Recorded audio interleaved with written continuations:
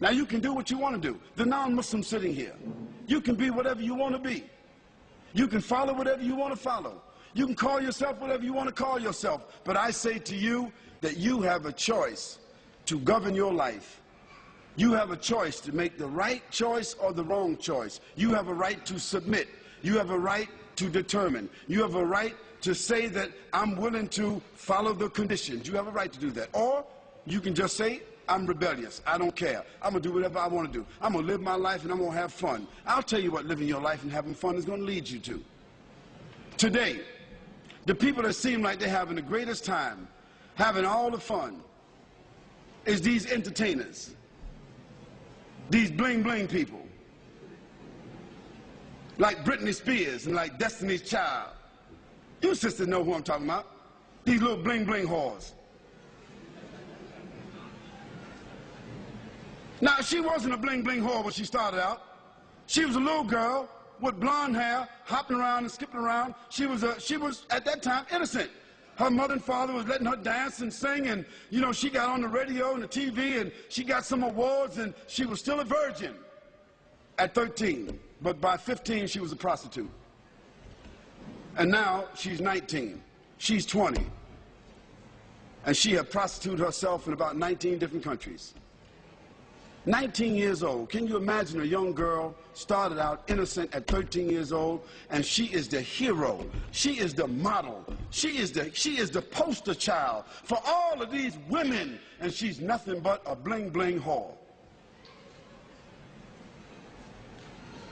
And all these other bling-bling criminals that our sons and daughters are wearing their shirts, wearing their coats, wearing their jackets, wearing their hats. Eminem, 50 Cent, wearing all their shirts. These are our heroes, putting up their posters. What are they? They're bling-bling criminals.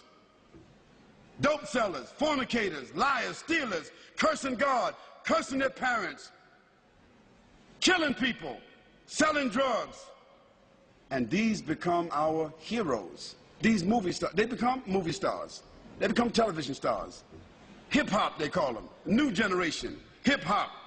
They are going to be hipping and hopping. They're going to be hipping and hopping. They're going to be snap, crackle, and popping in the hellfire. Yes, they will be hipping and hopping.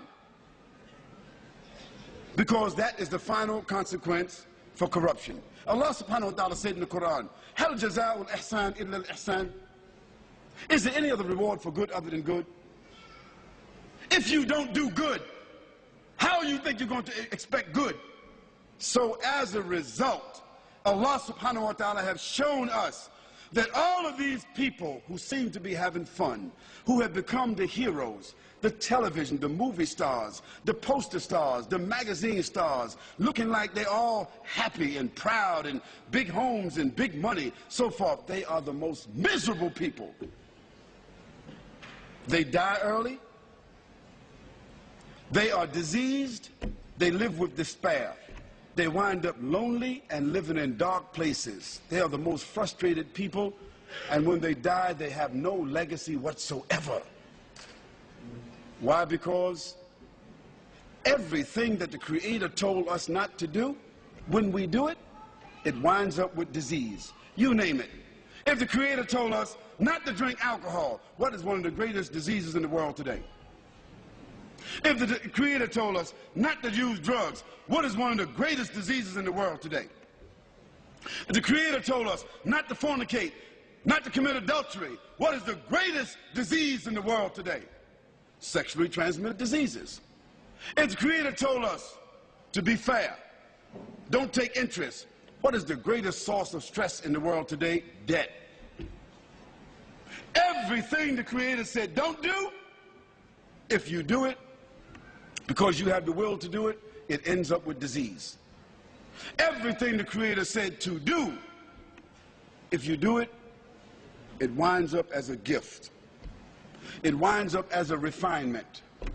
It winds up as an acquired habit. It winds up as something that you can leave as a legacy. If the Creator said, do good actions, a person that tells the truth He builds around them and insulates around themselves children, society, corporation, business, government that is built upon truth. Truth only leads to truth. Lies only lead to lies.